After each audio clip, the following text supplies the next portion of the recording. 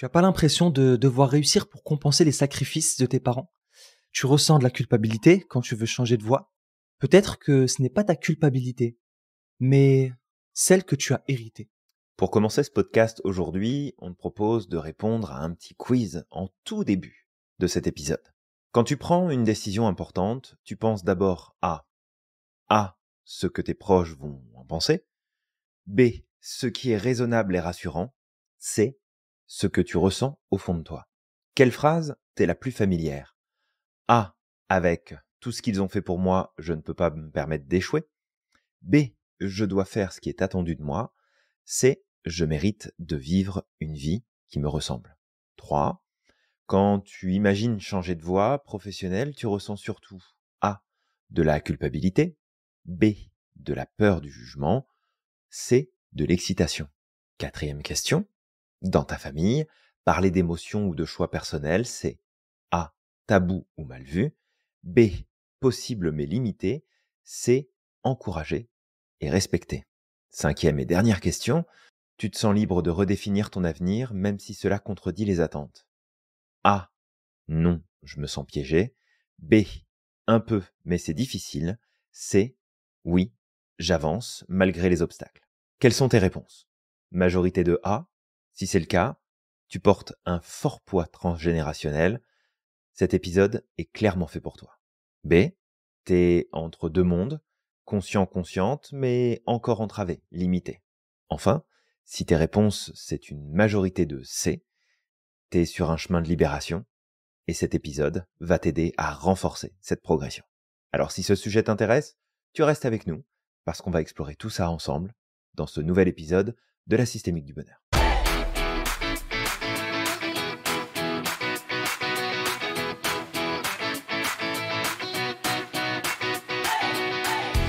Salut Julien.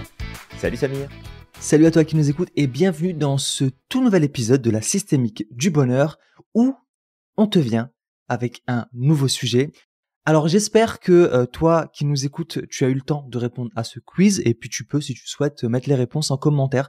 Ça ferait plaisir de lire un petit peu ce que tu nous partages. Alors Julien, de quoi Oui. qu'on va se causer aujourd'hui? Eh ben, on se parle de ce sujet de la culpabilité transgénérationnelle qui peut bien sûr venir de nos parents, mais qui peut aussi venir d'autres générations avant. Et on va se parler de ça, ce poison invisible qui nous empêche en fait de progresser, d'avancer comme on le voudrait, et surtout comment on fait pour se libérer du poids justement des générations passées sur ce qu'on met en place, sur ce qu'on vit dans notre quotidien. Ouais, merci Julien pour cette intro. Alors récemment, on avait parlé justement des familles toxiques. Alors ça peut être une cause aussi. Ça peut être des choses qui nous viennent des générations précédentes parce que il y a des modèles qui sont répétés ou parfois des modèles qu'on ne comprend pas et qui sautent des générations. Et ça c'est quand même quelque chose d'assez curieux. Mais je sais que la science récemment a soutenu au travers de travaux que il peut y avoir des problématiques qui sautent les générations. Par exemple, un ancêtre qui aurait vécu un viol ou qui aurait vécu par exemple un trauma et en fait tu remarques que 2 générations plus tard, tu as un de tes enfants qui n'a rien vécu de tout ça mais qui va avoir en fait des problématiques liées à ce que l'ancêtre a vécu. Et toi tu le comprends pas, tu te dis mais comment ça se fait? Alors qu'en réalité c'est quelque chose qui a été hérité. Absolument. Alors, ce qu'on va développer ici dans ce podcast, pour toi qui nous écoutes, c'est que déjà la culpabilité héritée, c'est pas une émotion qui est choisie, mais un héritage émotionnel qui est inconscient. Ça se traduit souvent par une loyauté invisible, du genre si je réussis, je trahis, si je change, je déçois, si j'échoue, je suis pas une bonne personne, etc., etc. Et il y a plusieurs exemples, hein. On peut retrouver les enfants qui reprennent l'entreprise familiale alors qu'ils rêvent carrément d'autre chose. On peut parler une fille qui va devenir infirmière pour honorer sa mère, mais qui s'éteint en fait dans ce métier-là. Une personne issue d'une famille migrante qui se sent obligée de réussir pour racheter les sacrifices des générations passées. Fait qu'il y a beaucoup de points et clairement là-dessus, il y a des références qui sont super intéressantes. Samir, tu parlais justement de la transmission du stress post-traumatique, entre autres. Ouais. Il y a une étude en 2014 de Yehuda et confrère, consoeur, qui est sorti sur la transmission justement du stress post-traumatique chez les descendants des survivants de Ouais. l'Holocauste. Mhm. Et en fait, ce qu'on se rend compte, c'est qu'il y a une empreinte épigénétique en fait qui est dans le process, et que ça peut sauter plusieurs générations et se réactiver pour X raisons, et ressortir finalement chez des personnes qui n'ont pas du tout été touchées par la chose, en tout cas directement, mais qui vont être porteurs justement d'une problématique spécifique. Donc si jamais ça t'intéresse, il y a un ouvrage qu'on peut te partager ici, qui s'appelle Aïe mes aïeux, qui parle de la psychogénéalogie, et c'est écrit par Anne Ancelin Schutzenberger, et tu vas pouvoir trouver ce livre-là assez facilement. Tu as aussi le livre, alors là on l'a en anglais, c'est It Didn't Start With You, donc ça n'a pas commencé avec toi, sur la transmission justement des traumas, de Mark Wolyn, W-O-L-Y-2-N. Donc si jamais ça t'intéresse, n'hésite pas à aller chercher ces références-là, puisque ça te permettra de découvrir un peu plus ce sujet qu'on aborde aujourd'hui, et potentiellement de t'aider aussi à comprendre ce que tu peux potentiellement vivre et traverser dans ta vie, qui n'a peut-être rien à voir ni avec toi, ni avec ce que tu es en train de vivre réellement dans ton quotidien. Après, ce qu'on peut noter ici, à ce stade, c'est que le coaching, il peut être super intéressant. Le Mhm. coaching, sur ces sujets-là, il n'a pas de but thérapeutique, hein. On le répète souvent, mais c'est deux choses différentes. Mais dans sa dynamique, ça permet de mettre en lumière finalement des loyautés qui sont inconscientes, et de remettre le focus au bon endroit, sur le présent et sur le futur, sans chercher à réparer le passé, mais en fait de redonner le pouvoir aux personnes sur le moment présent, les choix du présent, les choix pour le futur. Et rien que ça peut aider du coup à progresser et à se libérer de beaucoup de choses. Parce que non, se libérer du passé n'est pas nécessairement lié au fait de guérir le passé. Il y a plein de choses qui peuvent se produire, et c'est important de les prendre en compte. Merci Julien pour ce partage. Effectivement, moi j'avais pensé justement aux descendants des personnes qui ont vécu l'Holocauste, où effectivement il y a beaucoup de travaux qui ont été faits et qui ont montré justement cette transmission intergénérationnelle. Je pense aussi justement aux enfants de personnes qui vivaient sous colonie. En fait, par exemple, on peut prendre l'Afrique du Nord ou l'Afrique Mhm. centrale, en fait, où on a quelque chose qu'on appelle le syndrome du colonisé. Alors ça, c'est un truc que je constate des fois quand je parle Mhm. avec certaines personnes et même des anciens, où en fait ils vont commencer à te dire des trucs où tu dis mais punaise, mais comment vous pouvez oser en fait dire ce genre de choses? Vous vous rendez pas compte qu'en fait ce que vous dites c'est aussi raciste que ce que vous pouvez reprocher à Mhm. une personne dite blanche si elle le Mhm. disait, et envers vous-même en fait, parce que c'est ça en fait, c'est souvent quand on parle de syndrome du colonisé, en fait c'est une espèce d'intériorisation de l'infériorité, donc en fait de croire que sa culture est inférieure, que intellectuellement ou socialement on est inférieur à l'autre. Alors on le Mhm. pense pas consciemment, mais inconsciemment on le montre au travers de comportements ou au travers de discours, comme si en fait nous on vaut moins Mhm. que les Européens ou que d'autres. En fait, il y a aussi une aliénation culturelle qui peut revenir, comme le fait de rejeter toutes ses traditions, sa langue, sa culture, juste pour essayer d'imiter l'ancien colonisateur, ou voire même de penser que chez nous, il y a plein de défauts, mais que Mhm. chez l'autre, en fait, tout est parfait. Dans ce discours du colonisé, on retrouve ça de tout le temps. Les autres sont meilleurs que nous on est moins, on vaut moins. Il y a une espèce de culpabilité tout le temps de d'être soi Mhm. chez la personne qui a cette espèce de syndrome du colonisé. Et pareil, ça j'ai pu le voir dans les entreprises où parfois j'en ai croisé certains qui avaient cette espèce de honte. Et c'était comme limite, tu sais, si tu viens discuter avec eux, non, non, laisse-moi tranquille, j'ai pas envie de parler avec, tu vois ce que je veux dire, avec des personnes qui me ressemblent. Et c'est hyper dévastateur. Et en fait, ça Ouais, tue ton carrément. identité sans t'en rendre compte parce que tu sais, tu perds une partie de ton identité. Et quand tu perds ton identité, tu deviens une marionnette en fait quelque part. Donc voilà, ça c'est ce que ça me rappelle, Julien, ce syndrome du Ouais, c'est un super colonisé. partage. Je trouve que c'est une image de cette de en fait de ces traumas intergénérationnels en fait qui se transmettent.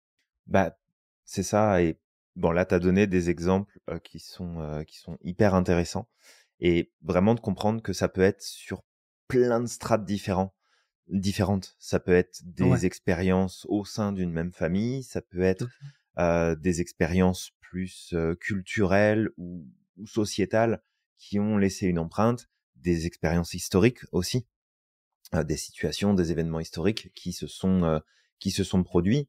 Et en fait, l'idée qu'on veut amener ici aujourd'hui, c'est de comprendre que tout ça peut représenter vraiment un poids et empêcher de progresser, empêcher d'aller de l'avant. Et c'est pas juste une idée. En fait, tout ça, ça a un impact neurologique qui est Mmh. vraiment très important. Et le truc, c'est de comprendre qu'un cerveau, ça enregistre pas les souvenirs en tant que tels, mais ça enregistre tout ce qui va être répété et tout ce qui va marquer physiquement, émotionnellement les informations. Et ce qu'il y a à prendre en compte, c'est que parfois, dans les familles dans lesquelles on grandit, on a des messages qui sont répétés, des messages qui sont balancés comme des vérités absolues, des vérités émotionnelles en fait, qui sont lancées. Mais de toute façon, t'es une fille donc tu dois faire ça. Toi t'es un gars donc tu dois faire ça. De toute façon, si tu fais pas telle chose, tu vas vivre telle situation. Si tu fais tel ou tel truc, voilà comment tu vas finir. Et en fait, tous ces messages, c'est pas le fait de le dire une fois, même si c'est pas plaisant, mais c'est le fait qu'on nous le répète en permanence. En fait, ça finit par créer un inconfort, ça finit par déclencher de la douleur à l'intérieur de nous, et surtout, ça nous met des règles qui vont venir nous placer dans une dissonance cognitive qui va être de plus en plus grandissante avec le temps. Parce que d'un côté, il y a une règle au fond de toi qui dit que tu dois ou que tu ne dois pas faire quelque chose. Et de l'autre côté, il y a ta personnalité, il y a tes envies, il y a tes besoins, il y a qui tu es toi et ce que tu as envie, en fait, à quoi tu as envie de donner de la place. Et là-dessus, tu vois, j'ai un exemple qui me revient. C'était une jeune femme qui était venue à un atelier que j'avais organisé il y a quelques années de ça. Et on avait discuté de différents points. Et un des éléments qui était revenu, c'était qu'elle se sentait coupable de pas avoir eu encore d'enfant. Elle avait, je pense, 25, 26 ans, quelque chose comme ça. Et Pardon, et elle se sentait vraiment coupable de pas avoir encore d'enfants, de pas être mariée, de pas être installée, que en fait, elle avait décidé de partir vivre à l'étranger, de se faire une expérience professionnelle à l'étranger, d'aller chercher des nouvelles choses, etc. Et en fait, petit à petit, au fur et à mesure de la conversation, elle a compris en fait qu'elle essayait de répondre à deux dynamiques différentes. Il y avait d'un côté ce qu'attendaient ses parents, qui lui disaient c'est important, tu sais, que t'aies des enfants pendant que t'es jeune, parce qu'après c'est plus compliqué. Et puis qu'est-ce que tes enfants vont vivre si jamais tu les as trop tard, du coup tu pourras pas profiter d'eux, ils vont avoir un parent vieillissant trop jeune dans leur vie, ça va être compliqué, etc., etc. Donc il y avait vraiment tout un discours et tout un tas de messages derrière ça. Et de l'autre côté, il y avait aussi son désir en fait de voyager, de vivre, d'expérimenter. Et pour elle, en tout cas, c'était pas important que d'avoir des enfants, en tout cas à ce stade-là. Peut-être que ça a changé avec le temps, hein, ça arrive. Mais à ce stade-là de sa vie, c'était pas important, c'était pas dans cette priorité.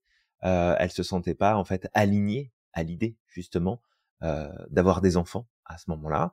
Et après, c'est un choix personnel. Si elle en veut, elle en veut. Si elle en veut pas, elle en veut pas.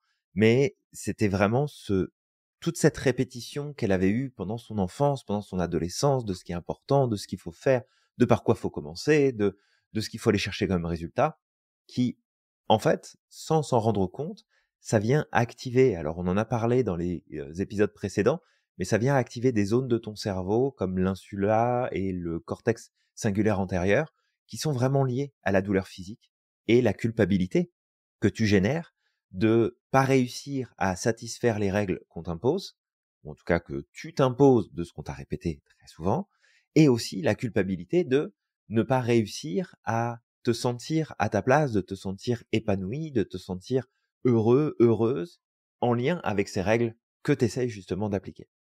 Et tout ça, ça vient activer des choses dans le cerveau qui peuvent vraiment, vraiment, vraiment te bloquer, te limiter dans ton quotidien et te mettre dans des situations ou dans des postures qui sont très limitantes pour avancer finalement sur ce qui est vraiment important pour toi. Effectivement, il y a d'autres points en fait qui d'autres impacts en fait qui sont développés.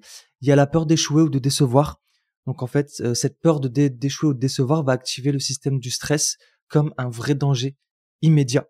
Et du coup, en fait, voilà, ça va venir contribuer justement au malaise de la personne et Mmh. sans qu'elle puisse comprendre d'où est-ce que ça vient, d'où vient cette peur d'échouer, d'où vient Mmh. cette peur de décevoir.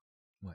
Ouais, c'est ça, Ouais. ça peut se transposer en fait sur plein de choses parce que le truc peut-être à comprendre ici, c'est que une émotion que tu n'écoutes pas, que tu ne reconnais pas et qui a tendance ensuite à s'étendre et à s'étaler, bah en fait peut se projeter. En fait, tu peux avoir des émotions projetées qui fait que un peu ce que tu dis là, Samir, c'est que si tu as une peur d'échouer ou de décevoir qui est active dans ton système, bah tu peux très bien la transposer sur des choses qui ont pas rapport et avoir l'impression que tu as une peur d'échouer sur un sujet en particulier.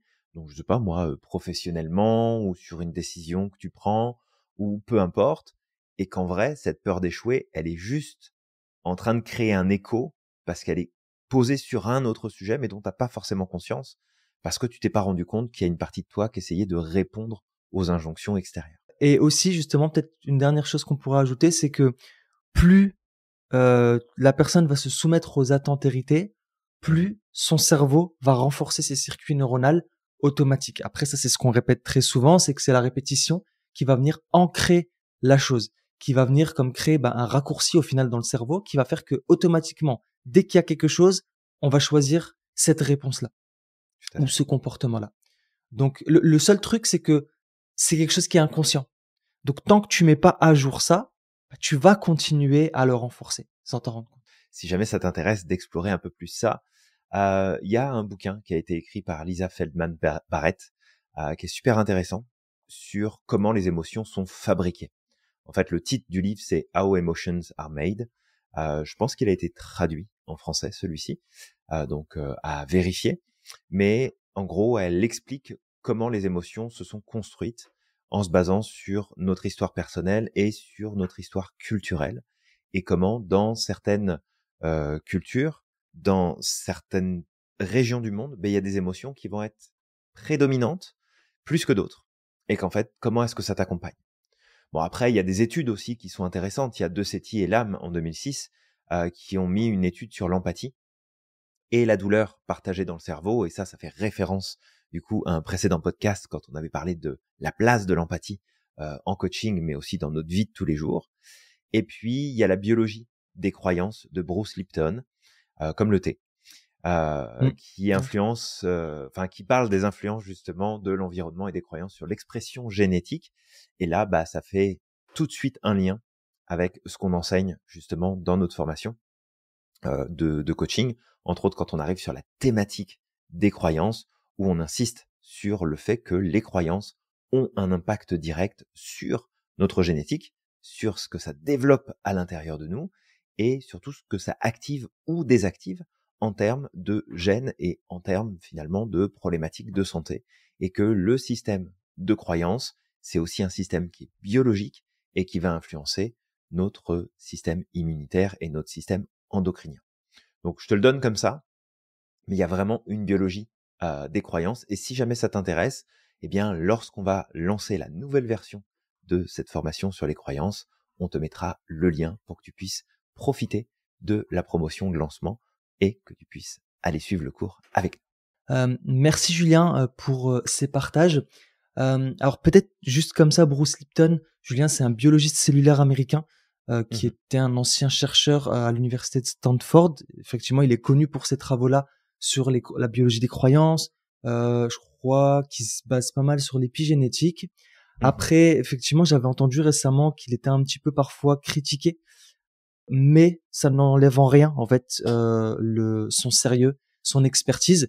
Juste parfois, apparemment, la communauté scientifique dit que il se base sur des pseudosciences à certains moments, sur certaines choses qu'il explique. Donc je pense qu'il y a plein de choses à prendre de lui. Il y a peut-être des petites choses où il faut faire attention, ou alors après peut-être qu'avec le temps ça va se confirmer ce qui est en train de ce qu'il explique. Je crois qu'il parle principalement les choses sur lesquelles il est critiqué, Mhm. c'est sur la conscience et l'esprit, comment la conscience et l'esprit influencent notre biologie via le stress, les hormones et le système immunitaire. Donc en fait, sur ça, on va dire que des fois ils disent qu'il ajoute un petit peu de spiritualité et la science elle aime pas quand on rajoute la Mmh. spiritualité là-dedans. Ouais. Donc voilà, donc il y a un peu de ça parce que peut-être que parmi les gens qui nous écoutent, il y a des gens qui ont déjà vu ces critiques-là sur Bruce Lipton. Juste, tu sais, moi j'amène un peu de nuance en expliquant que en fait cette personne, elle est reconnue pour son travail, c'est réellement un chercheur Mmh. qu'il a travaillé notamment dans des grandes universités. Juste que certaines choses qu'il a amenées, en fait, ont été critiquées par des personnes qui font partie de la communauté scientifique. Donc voilà, juste j'amène ces petites nuances là, Julien. Julien, je constate que depuis le début du podcast, je change de couleur sur la caméra. Je suis Oui, je passé je ne sais pas ce que tu as mangé ce de matin. la couleur normale à Bébé la magique. couleur jaune à la couleur rose. Je ne vais pas chercher à régler ma caméra parce que ça me démange. Peut-être que c'est quelque chose qui a été hérité, Julien, je ne sais pas. Mais Je ne sais pas. on se concentre, ça pique, ça me pique les yeux, mais ça va aller. Tout va bien. Tu passes, d'une hépatite à, je ne sais pas, la rougeole peut-être, mais tu pas de C'est boutons un qui truc poussent, de donc fou. ça Je marche suis un bien. caméléon, Julien. Donc, peut-être qu'on va passer sur les exercices, certains exercices qu'on pourrait proposer. Mmh. Donc, un des exercices qu'on pourrait proposer, c'est de faire un journal de réflexion. Et tu sais quoi? Aujourd'hui, j'ai découvert l'application journaling d'Apple que je vais commencer à utiliser, qui a l'air hyper sympa. Donc voilà, je fais information qui sert à rien, mais je la partage. Et en fait, peut-être au travers de ce journal de réflexion, ce que tu peux faire, c'est juste de te questionner de quelles sont les phrases ou les croyances que tu as entendues dès l'enfance. Mmh. Vraiment des espèces de règles qu'on t'aurait partagées, qu'on t'aurait répétées depuis que tu es enfant. Et peut-être qu'aujourd'hui, ces règles-là, elles ont une influence énorme sur ta vie alors qu'elles ne t'appartiennent pas. Elles Mmh. appartiennent principalement aux parents qui te les a répétées. Donc ça peut être un point qui peut être intéressant et vraiment chaque jour de s'observer, de se poser la question, de s'observer et de noter. D'accord? Parce que en fait, chaque jour, il y a peut-être des nouvelles choses qui vont arriver. Il y a peut-être des nouvelles phrases qui vont arriver. Ensuite, l'un des trucs qui peut être fait, c'est la ligne de vie de famille. Mmh. Donc, en fait, c'est d'apprendre à identifier les grands événements. Donc, ça peut être les guerres, migrations, faillites, colonisation, par exemple, vu qu'on a parlé de la colonisation, ou même Holocauste, d'accord, qui auraient pu être vécus par nos ancêtres et voir comment ils influencent encore nos choix. Tu sais, on parlait de colonisation. Mon grand-père a vécu la guerre d'Algérie, a vécu la colonisation, par exemple. Donc, c'est tout frais. Mmh. Tu sais, c'est 2 générations là. Eh ben, Ouais. en fait, ça peut être intéressant effectivement de prendre le temps de se dire, bah tiens, regarde, j'ai un ancêtre qui a vécu ça, j'ai un ancêtre qui a fait la Seconde Guerre mondiale, j'ai un ancêtre qui a émigré par exemple.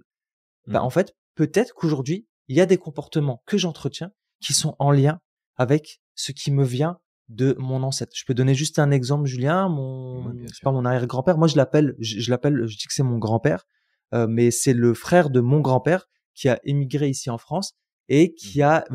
qui était tout seul en France par exemple et qui a vécu pas mal de difficultés. Tu vois, en tant que première génération, et moi Mmh. même qui suis première génération ici aux États-Unis par exemple, et en fait, qui nous a répété très très très très très très souvent, en tant qu'immigré, il faut que tu fasses plus que les autres et il faut que tu baisses la tête. Ça, c'est Mmh. quelque chose qu'il nous a souvent répété. En fait, il faut pas se faire voir. T'es à Rome, tu fais comme les Romains, tu baisses la tête et tu dis oui à tout. C'est Mmh. pas convenable. En fait, ok, bien sûr que tu arrives dans un pays, tu vas adopter certains codes, parce qu'il y a des codes où je veux dire, Oui, bien sûr, c'est c'est normal, juste une je veux question dire, de respect aussi dans l'endroit où absolument, tu es. Mais par absolument. contre, est-ce que ça veut dire que malgré tout, tu dois effacer ton identité, tu dois baisser la tête à chaque fois qu'on te dit quelque chose parce que tu es moins qu'eux? C'est Mmh. pas vrai. Non, Mmh. tout à fait. Faut faire la distinction entre j'arrive dans un nouvel environnement et je m'adapte à cet environnement. Parce que, tu sais, juste projette-toi 2 minutes. Imagine que tu vas chez quelqu'un et tu rentres et tu fais comme si tu étais à la maison. C'est C'est ça. que tu laisses tes godasses traîner, tu poses tes pieds sur la table basse dans le salon, tu fumes ta clope Mmh. dans la chambre parce que bah toi tu fumes tes clopes dans la chambre. Je veux dire, ça marche pas. Tu vas Mmh mh. forcément faire en sorte de t'adapter, de t'ajuster, mais c'est pas pour autant en fait que tu dois pas te respecter. Et c'est pas C'est pour ça. autant que tu dois en fait attendre moins de choses et accepter au contraire plus de choses parce que souvent, tu sais, on va facilement accuser le la personne qui est dans son pays entre guillemets de ouais, bah, en fait, t'es raciste, tu traites pas bien les autres, tu fais pas ce Mmh. qu'il faut, etc. Mais qu'est-ce qu'on fait nous en tant qu'immigrés aussi de notre côté? Parce que C'est ça, si tu crois profondément qu'il faut effectivement que tu acceptes tout, que tu baisses la tête, etc., tu ouvres la porte. c'est ça. Et je vais donner un exemple plus peut-être plus léger, plus light, mais qui est hyper correspondant. C'est que quand moi je suis arrivé au Québec, on s'entend que c'est pas c'est pas un move d'immigration qui est le plus complexe du monde, même si on est dans Mmh. une autre culture et que c'est un autre mode de fonctionnement. Parce que on se Ouais. dit bah tiens on parle la même langue donc ça va être pareil. C'est pas du tout la même chose. Mais il y a un truc, tu vois, qui m'a quand même marqué, c'est bah, les Français pour le coup, parce que je vais parler de ma culture.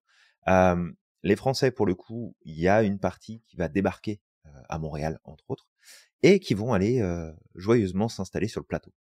Et le plateau à Montréal, c'est là où tu as tous les Français. Et Mmh. alors il y a un truc qui est très facilement observable, c'est que les Français du plateau, je vais pas faire une généralisation, mais c'est beaucoup ça, en fait, fonctionnent comme s'ils étaient en France. OK. C'est-à-dire que tu sens vraiment que, quelque part, il y a une dynamique qui est différente. Tu vas dans un autre quartier, ça va fonctionner différemment. Quand tu arrives sur le plateau, ça fonctionne comme si tu étais en France. Bon, pour moi, ça fait aucun sens. Tu arrives avec ta culture, c'est OK.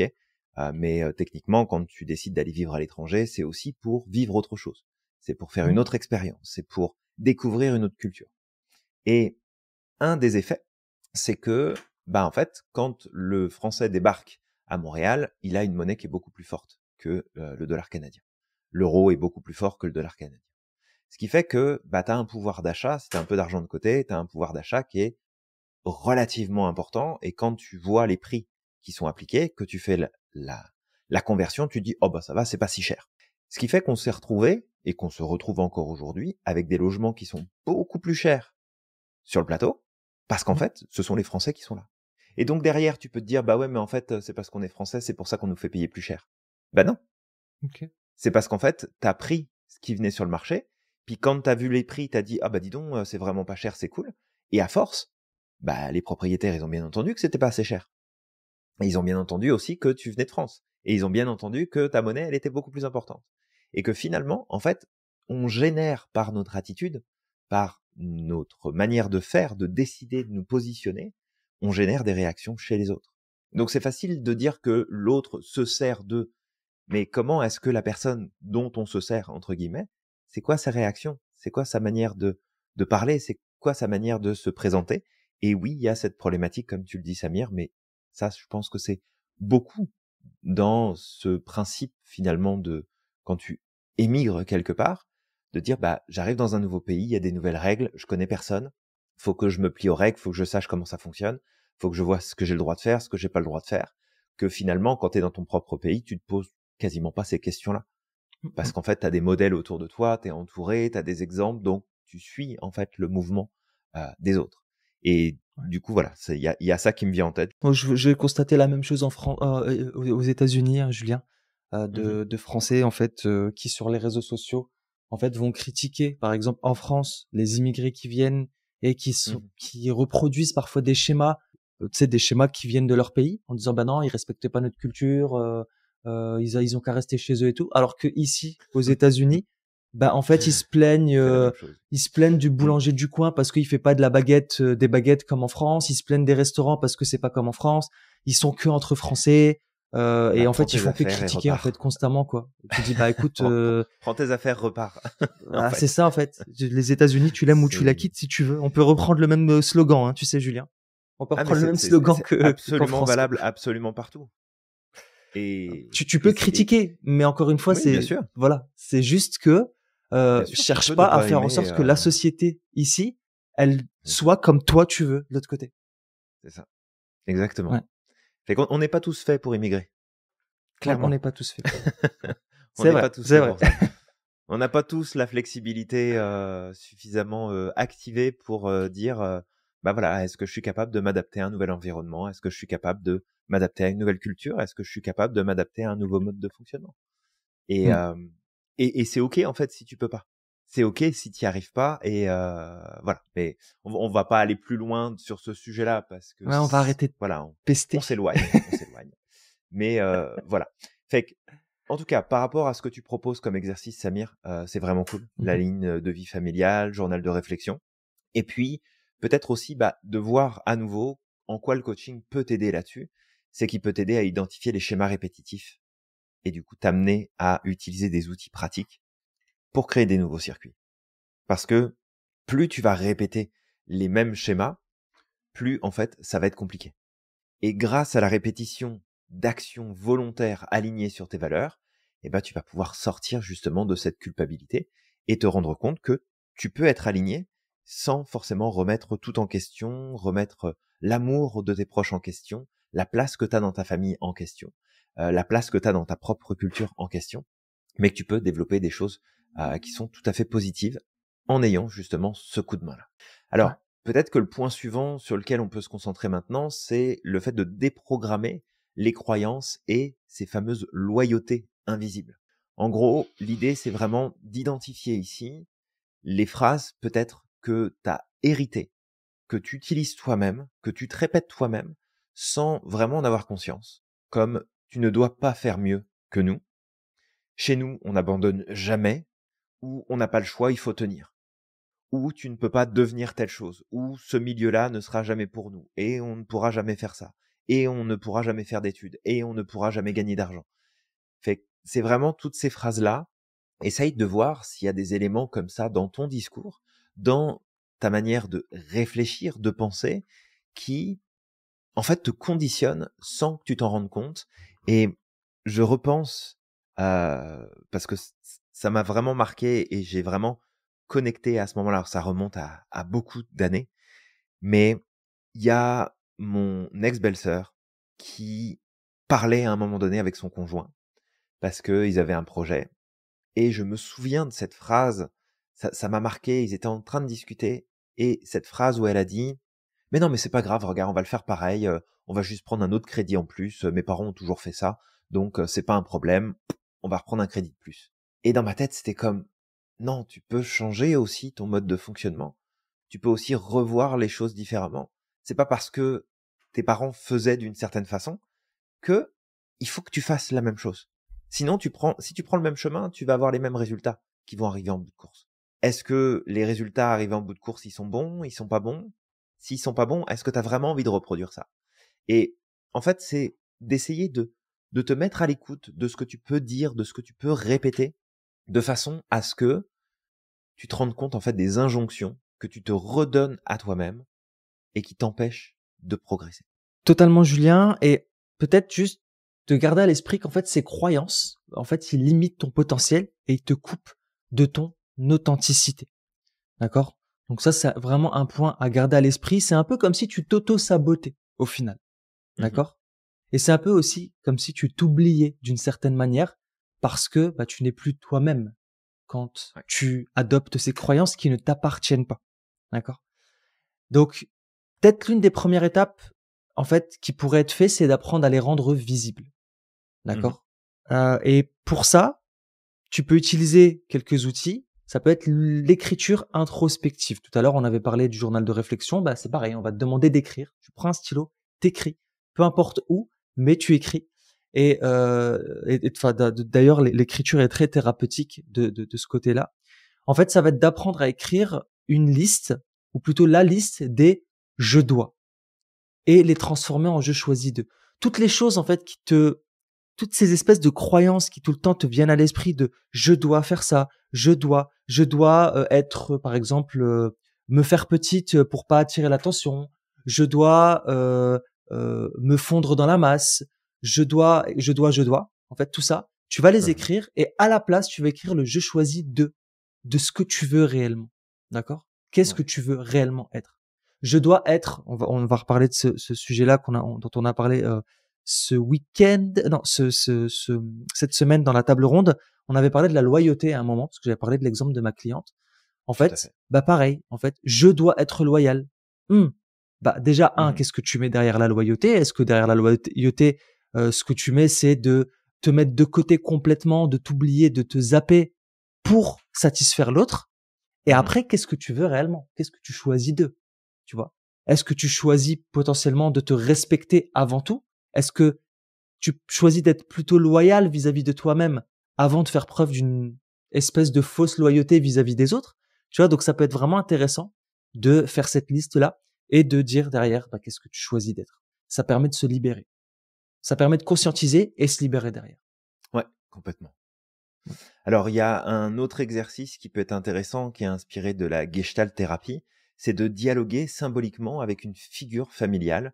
C'est ce qu'on appelle l'exercice de la chaise vide. En fait, tu mets une chaise en face de toi, tu t'installes et tu dialogues, mais de manière symbolique, avec justement la représentation, cet espace qui est libre, où tu peux placer n'importe qui. Ça peut être une personne qui existe encore, qui est encore de ce monde, qui est encore vivante, mais ça peut aussi être une personne qui est décédée.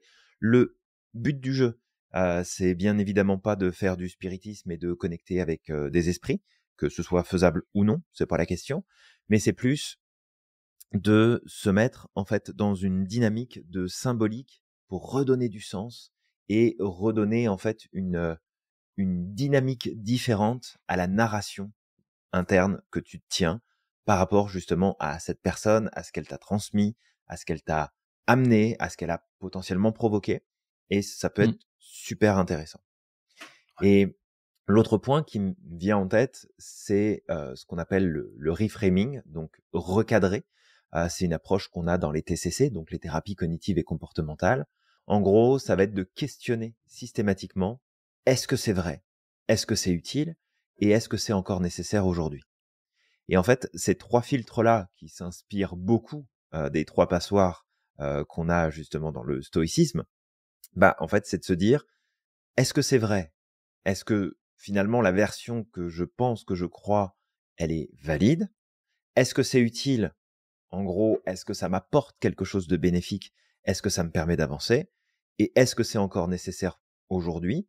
Ça permet aussi de redéfinir que quelque chose a pu être utile, sans le remettre en question. Ça a pu être utile à un moment donné dans notre vie, mais que finalement, aujourd'hui, ça nous est plus nécessaire et que ce qui a été nécessaire avant peut ne plus l'être aujourd'hui. Et tu vois, il y a une métaphore qui me revient, que j'utilisais souvent. D'ailleurs, ça fait longtemps que je l'ai pas utilisée, celle-ci. Mais c'est une métaphore que j'utilisais souvent dans mes rendez-vous avec mes clients à l'époque.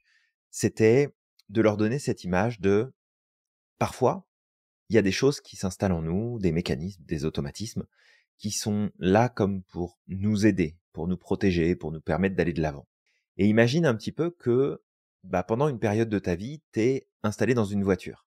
Et tu mets ta ceinture de sécurité parce qu'elle est là pour te mettre en sécurité, pour t'éviter que s'il y a un accident ou quelque chose, que ça vienne à être encore plus grave que ça ne le sera, justement parce que tu as ta ceinture de sécurité. Mais imagine aussi que dans ta vie, t'avances, et parfois tu arrives à certaines destinations où tu dois changer de véhicule. Tu dois sortir du véhicule. Est-ce que tu peux continuer d'avancer dans ta vie et changer de véhicule si tu essayes de sortir de la voiture et que tu n'as toujours pas enlevé la ceinture de sécurité? Donc, cette image-là, c'est vraiment de dire, OK, est-ce que c'est encore nécessaire aujourd'hui d'avoir cette crainte, cette peur, cette perception? Est-ce que c'est encore nécessaire et utile aujourd'hui? Est-ce que ça sert ma cause que de continuer à croire ce que je crois? Et là-dessus, vraiment, je t'invite à te poser ces trois questions. Est-ce que c'est vrai? Est-ce que c'est utile? Est-ce que c'est encore nécessaire aujourd'hui? Et tu vas voir que ça va t'aider à reprendre du contrôle, de la maîtrise et à prendre du recul par rapport à énormément de choses dans ta vie et du coup, t'aider à avancer. Ouais, merci Julien pour ce partage. Peut-être qu'on pourrait partager des références du coup. Alors, on a plusieurs références. Donc, le premier, c'est un livre de David Burns, donc qui s'appelle « Good » et c'est sur les thérapies cognitivo. Excuse-moi Julien, j'avais le mot en anglais dans ma tête et en plus tu chantes. Merci Julien. Tu sais qu'aujourd'hui mon cerveau il fait de la merde. Mon cerveau n'arrive pas à se concentrer depuis le début. Il part partout. Et moi j'en rajoute une couche. Allez vas-y tiens. Merci Julien. Je te soutiens Samir, tu vas y arriver. Merci, lâche pas. Merci, tu m'entraînes. Merci Julien de m'entraîner face à mes dérives. Désolé. Non mais je t'assure, aujourd'hui mon cerveau on dirait un singe, tu sais un petit singe là qui saute partout, c'est horrible. Une espèce de gros salopard, tu sais. T'es ancien alcoolique, tiens, tu veux un verre Samir? Un petit whisky. Allez. Merci Julien. Donc en fait voilà, ça parle des j'allais dire cognitive behavior therapy, donc les thérapies cognitivo comportementale. Je pense que c'est Comportemental. ça. C'est ça, les TCC, Donc, absolument. donc voilà, ça c'est pour le premier bouquin. Le deuxième, c'est celui de Ivan Bozormeni-Nagy. On a déjà parlé de lui parce que je me rappelle de la difficulté de prononcer son nom sur les loyautés invisibles. Et puis le dernier, ça va être Marshall Rosenberg sur la CNV, encore une fois, pour apprendre justement la communication non violente, pour apprendre à exprimer ses besoins sans violence. Donc voilà, ça c'est pour les 3 références qu'on te partage.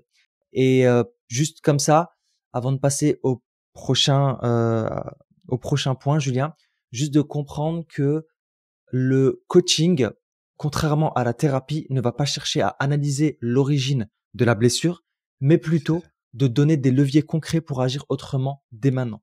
En fait, là Exactement. où la thérapie, on va regarder un petit peu vers le passé pour comprendre l'origine, le coaching, Mhm. lui, il cherche plus à se concentrer sur tes objectifs, là où tu veux aller, Mhm. pour t'aider à aller vers tes objectifs. Donc en fait, au final, Exactement. chaque, bien sûr, chaque approche a ses points forts et ses points faibles, d'accord? Mhm. Mais l'avantage en fait du coaching, c'est vraiment tu vas aller vers ton objectif et en allant vers ton objectif, quoi qu'il arrive, tu vas régler tes problèmes du passé, mais sans mettre le nez dedans. Exactement. Ouais, Merci Samir pour je cette t'en prie. précision-là. Alors oui, on va passer maintenant au point suivant. L'idée, c'est de construire un futur maintenant qui t'appartient, de redéfinir ton succès. Le succès, si tu veux, déjà, on a chacun notre définition. Donc peut-être que la première chose qu'il faudrait que tu fasses, c'est prendre le temps de définir ce que c'est le succès pour toi. Pour Mmh. certains, le succès, c'est de bâtir une famille, d'avoir une maison et d'avoir des habitudes bien ancrées et vraiment de bâtir quelque chose qui est de l'ordre plus personnel, plus familial. Pour d'autres, c'est de bâtir potentiellement un empire, de bâtir une entreprise, de bâtir quelque chose qu'on va léguer au reste du monde et parce qu'on a envie de contribuer à une échelle plus importante et plus grande. Et il n'y a pas une seule définition du succès. Il y en a où ça va être d'être en parfaite condition physique. Il y en a, ça va être de remporter des tournois. Il y en a, ça va être d'avoir des millions sur le compte en banque. Il y en a, ça va être d'être entouré par des amis, puis des proches et de vivre des émotions profondes et de partager des moments qui sont importants. Le succès ne doit pas être une copie du rêve de tes parents. Le succès pour toi ne doit pas être une copie de ce que ta famille estime être un critère de succès. Faut que ce soit une définition personnelle. Fait que si tu veux réussir à redéfinir ton futur et avoir un futur qui t'appartient pleinement, c'est véritablement de prendre le temps de travailler sur ça. Et il y a tout un tas de choses qu'on peut faire et on va te partager quelques outils pratiques là-dessus. Mais c'est vraiment de comprendre que il y a une définition personnelle. Et je vais faire référence ici à Carol Dweck, dont on parle quand même assez souvent dans nos podcasts, qui a écrit un ouvrage qui s'appelle Mindset, et où elle parle justement que le succès se construit dans une logique de progression, mais certainement pas dans une validation externe. Et que ton Mmh. succès va être la conséquence directe de toi qui progresse sur des choses qui sont importantes pour toi. Parce que plus tu vas progresser sur ce qui est important pour toi, plus en fait tu vas avancer, et plus tu vas avancer, plus tu vas renforcer ce qu'on appelle le sentiment d'auto-efficacité. On en avait déjà parlé dans un précédent podcast, mais le sentiment d'auto-efficacité, il est super important parce que il est là pour renforcer ta confiance en toi, il est là pour renforcer aussi ton estime quelque part, et il est là pour te donner accès à tes ressources, pour te rappeler et te montrer que, quoi qu'il arrive, t'as du potentiel. Quoi qu'il arrive, t'as les moyens d'avancer. Quoi qu'il arrive, t'as les moyens d'atteindre les résultats qui t'intéressent avec plus ou moins d'efforts, plus ou moins de temps, plus ou moins d'embûches en cours de route, mais que si t'as pas une définition qui est personnelle du succès, en fait, tu vas répondre aux injonctions qui te sont données autour de toi, parce que, tu sais, il y a cette métaphore que j'aime beaucoup utiliser et que, pour le coup, je partage assez souvent avec mes clients, c'est d'imaginer que la vie, c'est comme un restaurant avec un buffet à volonté. Si tu ne définis pas ce que tu veux, si tu ne fais pas tes propres choix, si tu ne prends pas tes propres décisions, c'est comme si tu laissais ton cul posé sur la chaise, en attendant que toutes les autres personnes qui vont se servir au buffet se décident à te ramener quelque chose. Et le risque, c'est que, premièrement, on te ramène ce que tu n'aimes pas, on te propose ce qui est bon pour eux, mais pas nécessairement pour toi, Et dans le pire des cas, on va juste te laisser les miettes et te laisser récupérer ce qui pourrait rester une fois que tout le monde se sera servi. Si t'as pas une définition claire de c'est quoi le succès pour toi, mais ça va être compliqué. Et il y a pas longtemps, j'ai fait un article justement sur cette question-là, concernant le métier du coaching, mais aussi tous les métiers qui tournent autour de ça, où il y a tout un engouement en ce moment qui est en place concernant une plateforme de création de communauté, de création de formation en ligne, etc. Et en fait, il y a un mec qui est mis derrière tout ça, qui s'appelle Alex Hormozy, peut-être que tu en as entendu parler. Ah oui, ouais. Et ce mec-là, on peut pas du tout remettre en question qu'il a fait fortune, qu'il a réussi, qu'il a une notoriété de dingue, etc. Mais le problème, c'est que ce genre de discours qui sont tenus te donne à espérer de connecter avec des projets, des notions de succès, des critères de réussite qui sont pas nécessairement les tiens.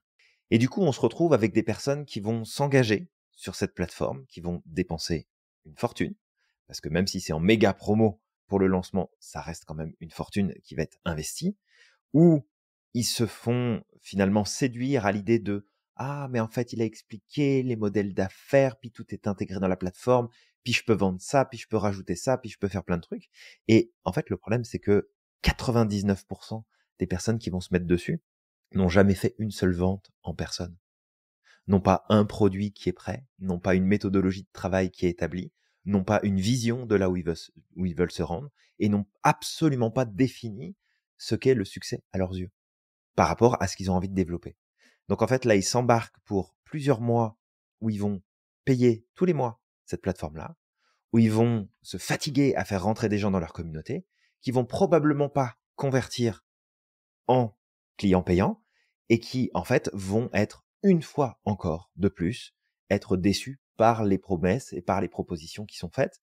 Mais est-ce qu'on peut accuser librement, finalement, ces personnes-là qui se servent d'un marché qui n'est pas aligné avec lui-même et qui n'est pas au courant de ce qui est important pour lui? Parce qu'après tout, c'est toi qui mets ton numéro de carte et qui dit, tiens, moi je vais m'inscrire là-dedans, je vais prendre ce truc-là parce que ce dont il me parle, ça me donne envie, ça me fait envie. Mais est-ce que finalement, c'est ça ton critère de réussite? Est-ce que c'est vers ça que tu veux te rendre? Est-ce que le chemin qu'il a pris, lui ou un autre, c'est le chemin que toi tu as envie de prendre? Et en fait, si t'as pas de clarté là-dessus, le problème, c'est que tu continues, en fait, à vivre selon les critères qui sont établis par d'autres personnes. Et en fait, tu vas te sentir coupable. Coupable de ne pas apprécier ce que tu arrives à obtenir potentiellement. Coupable de ne pas réussir à obtenir ce qu'on te demande d'obtenir, parce qu'en fait, ça ne te correspond pas. Et coupable aussi, au fond de toi, cette culpabilité de ne pas te sentir à ta place, alors que potentiellement, tu as peut-être déjà tout pour être heureux. Mais est-ce que ce tout pour être heureux, c'est toi? C'est tes propres critères. Et si tu t'es jamais posé la question, c'est super important justement d'aller chercher ça. Et un exemple typique, là où tes parents voient de la stabilité comme une réussite, peut-être que toi, en fait, c'est plus de la créativité. Peut-être que toi, c'est plus de la découverte. Peut-être que toi, c'est plus de l'engagement. Peut-être que toi, c'est plus autre chose. Mais tant que tu répondras à ces injonctions, en fait, tu vas être pris en étau et tu vas être étiré même. Tu sais, t'es écrasé et étiré en même temps entre ce qui est important pour toi au fond, ce à quoi tu essaies de répondre, ce qu'il faut répondre, ce qu'il faut faire, ce qu'il faut pas faire. Et ça peut devenir super compliqué. Ouais. Je parle d'Alex Hormozy, effectivement. Mhm. J'avais vu récemment une vidéo sur le sujet. Mhm. Et en fait, bon, tu sais, on peut pas nier effectivement que c'est quelqu'un qui a réussi et tout. Et ça, il y a pas de problème. En tout cas, qui a répondu à son modèle de réussite. C'est ça qui est important de garder à l'esprit. Parce qu'on dit qu'il a réussi, complètement. comme tu l'as dit, Julien, chacun a son propre modèle de réussite. Et venir être une copie de ce que quelqu'un d'autre a fait parce que il estime avoir réussi, en fait, tu vas te piétiner à un moment ou l'autre. Et c'est ce qui était reproché, en fait, c'est que, ok, lui, il estime avoir réussi, mais par exemple, dans son modèle d'affaires, dans son modèle de travail, etc., en fait, il dit très souvent que lui ne fait que travailler. Que ce soit lui ou sa femme, je crois. Si c'est bien lui, hein. Mais en fait, il travaille tout le temps. Il fait que ça. Travail. Et en fait, ce qui avait été reproché, par exemple, c'est que, c'est vu de loin, c'est qu'en fait, il a son équilibre de vie est pas aussi sain que Mmh. ce qu'on peut nous faire croire, puisqu'il ne fait que travailler. Alors que techniquement, ben, je veux dire, pour être équilibré dans une vie, il faut plein de choses. Tu sais, il faut prendre du temps aussi avec sa famille, il faut prendre du temps aussi avec ses relations, il faut prendre ceci, cela. Donc en fait, il y a plusieurs piliers.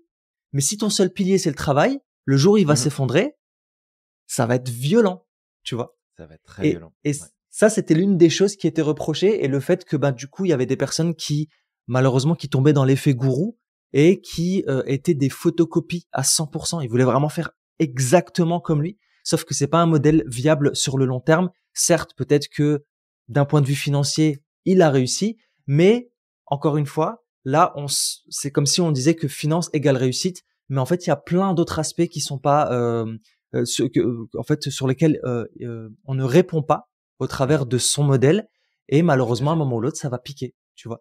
Et c'est bien justement que tu l'as mentionné, c'est juste de comprendre que chacun a sa propre recette, d'accord. Et l'objectif, c'est juste de déblayer le terrain et de dire, ok, c'est quoi ma recette?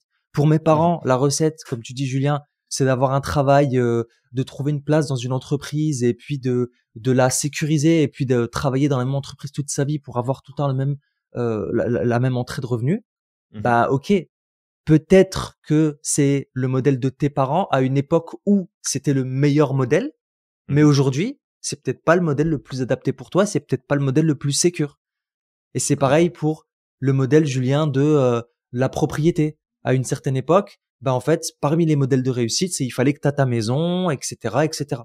Bah aujourd'hui, c'est peut-être pas le modèle, le meilleur modèle pour tout le monde. D'ailleurs, en plus, on voit de plus en plus, je vais pas rentrer dans ces détails-là, mais on voit de plus en plus qu'avec les lois qui sont votées, etc., être propriétaire, ça devient très compliqué.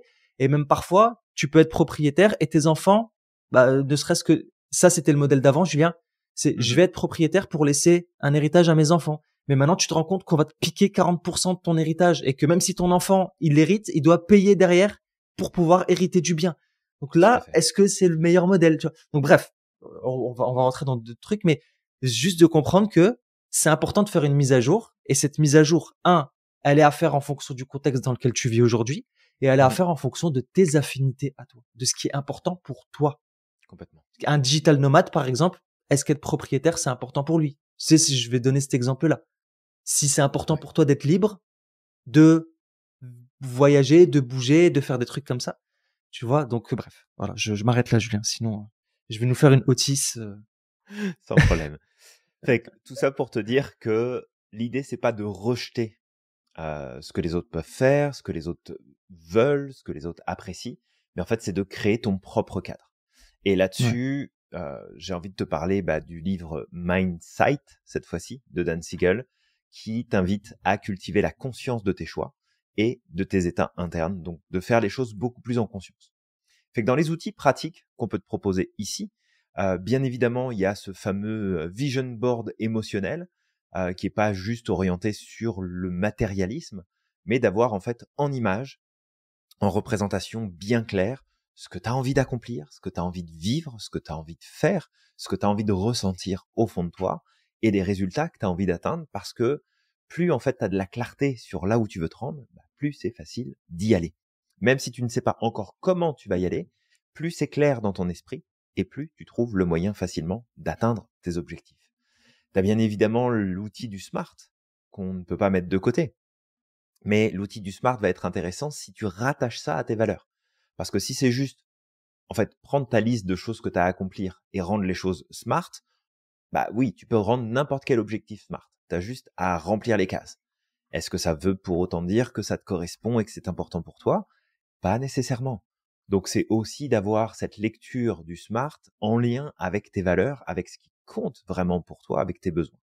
Et puis, pour renforcer justement tes circuits neuronaux et tes automatismes dans ton système nerveux, il faut faire des rituels d'auto-célébration. Et en fait, c'est très ouais, simple, hein. C'est écrire chaque semaine 3 choses alignées que tu as réalisées. 3 choses vraiment qui te correspondent, qui te parlent, qui t'animent et qui représentent cet alignement que tu recherches. Parce que plus tu vas faire ça, plus en fait tu vas renforcer ton système à vouloir le revivre et le refaire encore et encore. ouais. Merci du coup, Julien, Je t'en prie. pour ça. Donc Julien, juste de garder à l'esprit que le coaching, ça agit comme un miroir stratégique, ça clarifie les envies profondes, ça aide à structurer des objectifs et ça renforce le sentiment d'auto-efficacité. Et ça Dont nous on vient parlait de tout à l'heure. Ouais. Mister Bandura et pas Banderas. Je sais pas pourquoi je fais le lien. Ay caramba. Dernier point, Julien, ça va être le fait d'apprendre à vivre sans culpabilité et d'incarner la liberté émotionnelle. De comprendre que la libération, elle va pas être instantanée, d'accord. On n'est pas, tu sais, c'est pas un espresso, tu verses, tu secoues et puis tu bois tout de suite là. Non, en fait, la libération, elle va se faire sur le temps. Ça va être un chemin de pratique. Il va falloir répéter, répéter, répéter, répéter au travers de petites actions. Parce que ça va être important de garder des petites actions, vraiment de le faire au travers de petites actions. Ensuite, ça va être d'apprendre à poser des limites, donc c'est-à-dire dire non, mais sans culpabilité. Rester aligné, même si ça déplaît. D'accord? Parce que effectivement, tu vas quelque part te confronter à un certain modèle, d'accord, que tu as répété, tu as entretenu jusqu'à aujourd'hui. Ça, c'est important et je le redis, entretenu. C'est pas de la faute des autres. En partie, c'est quelque chose qui vient des deux, d'accord? Parce que toi aussi, tu l'as entretenu sur le long terme. Parce que très souvent, dans cet exercice-là, Julien, j'ai entendu des personnes dire c'est de la faute de mes parents. Comment ça, j'ai pu entretenir quelque chose qui vient de mes parents pendant tout ce temps? C'est de la Non, en fait, vous êtes deux. C'est un jeu auquel vous avez joué ensemble. Ça vient des parents quand tu étais enfant, d'accord? Tu as absorbé et de toute façon, tu peux pas faire autrement. Imagine des enfants, Julien, qui sont éduqués sans parents. Je veux dire, tu peux pas survivre sans tes parents quand tu es enfant, d'accord? Donc eux, ils ont fait leur job. Ils t'ont aidé à survivre, ils t'ont donné une éducation au travers de ce qu'ils pensaient être le meilleur, d'accord? Parfois, eux-mêmes n'ont pas mis à jour leur propre schéma, donc automatiquement, ils te les ont transmis. Maintenant, toi, ta responsabilité en grandissant, c'est de faire le tri et de faire un choix conscient et d'avancer. Donc, je leur dis en fait, tu as également entretenu ces schémas. Donc maintenant, ça va être important, toi, de faire la mise à jour et d'apprendre à dire non sans culpabiliser. Tout ça, effectivement, c'est aussi à prendre en compte que c'est un acte de réparation transgénérationnelle. En gros, c'est tu changes la trajectoire pour toi et tu vas également la changer pour les générations.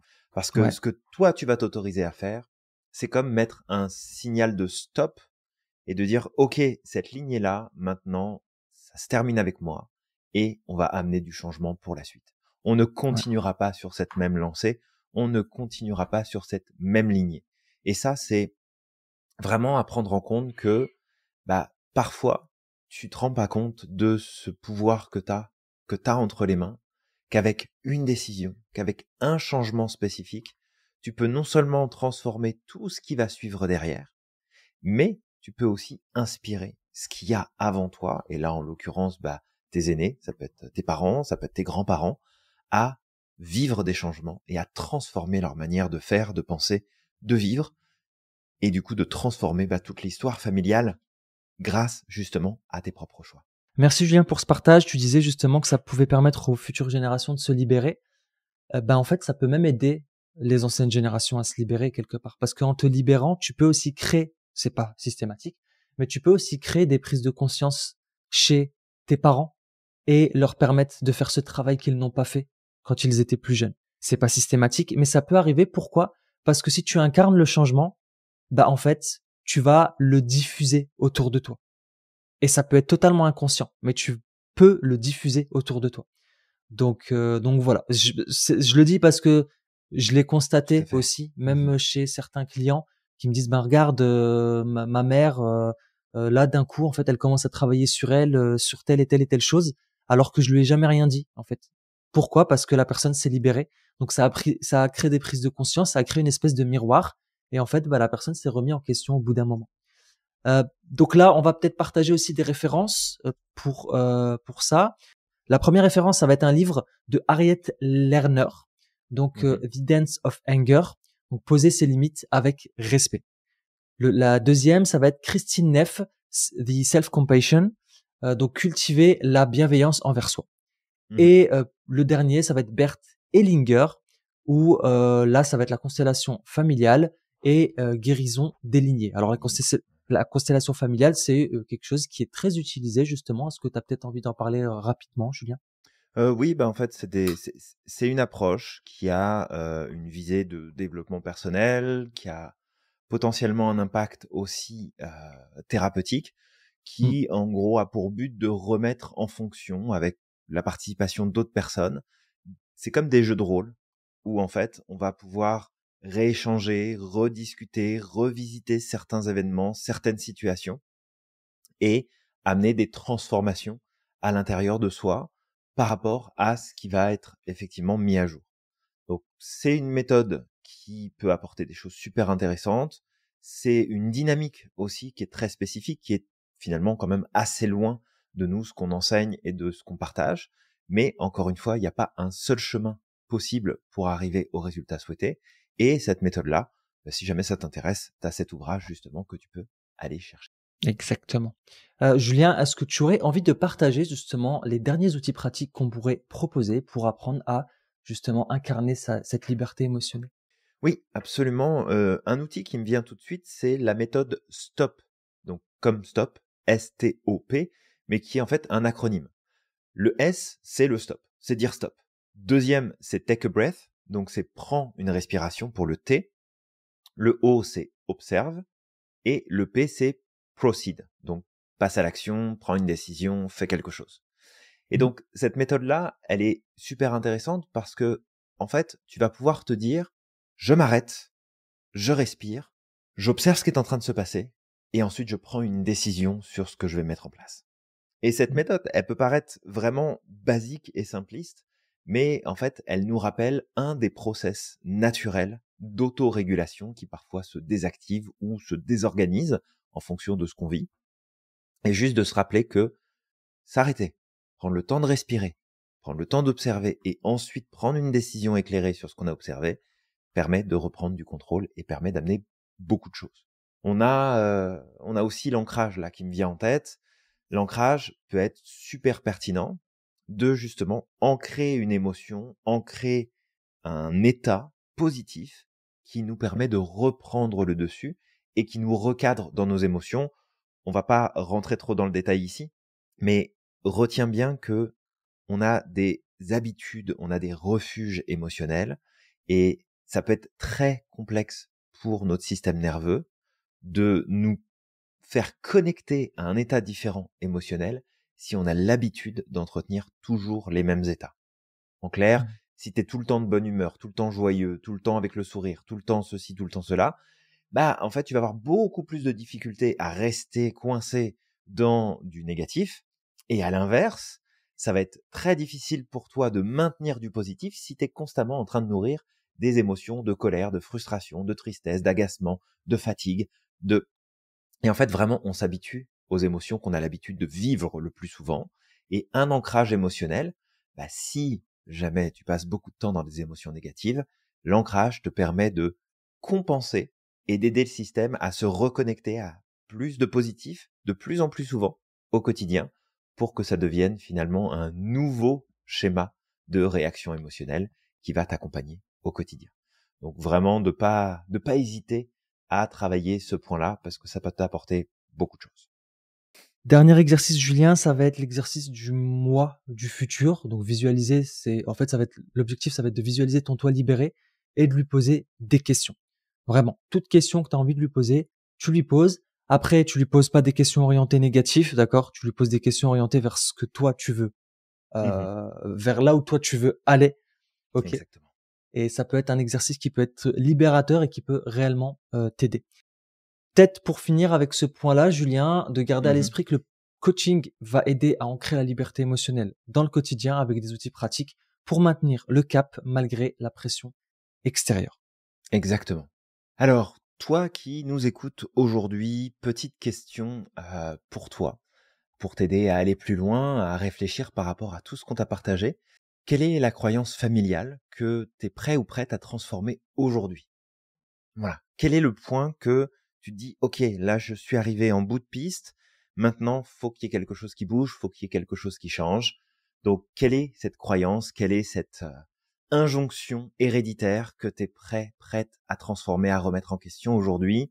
Tu vas partager ta réponse avec nous en commentaire de ce podcast, que ce soit sur une plateforme de podcast, sur YouTube ou sur les réseaux sociaux, comme tu veux.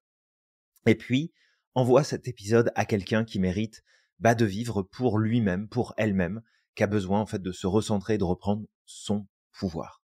Bien évidemment, comme d'habitude, si tu veux aller plus loin dans ta reconversion ou ton projet d'alignement, tu nous contactes parce que on peut t'offrir un accompagnement personnalisé, mais aussi on peut t'aider dans ton projet professionnel pour devenir un ou une super coach qui prend sa place sur le marché, qui fait une vraie différence auprès de ses clients et pour développer une activité qui peut vraiment être pour toi lucrative et t'assurer un avenir serein, personnel, matériel, financier. Ça dépend que de toi. Donc, contacte-nous et si tu as des questions, ça nous fera plaisir de te guider dans tout ce process. Ouais, lucrative d'un point de vue financier et lucrative d'un point de vue aussi des besoins et personnels et justement de l'épanouissement personnel. Exactement. Ouais, Un épanouissement très important. Totalement. Alors, toi qui nous écoutes, je vais t'inviter à croire au maximum en ton potentiel et de ne pas oublier d'être extraordinaire chaque jour. N'oublie pas à quel point tu es magique et que tu as le pouvoir de réaliser absolument tout ce que tu souhaites. Et on te dit À la prochaine.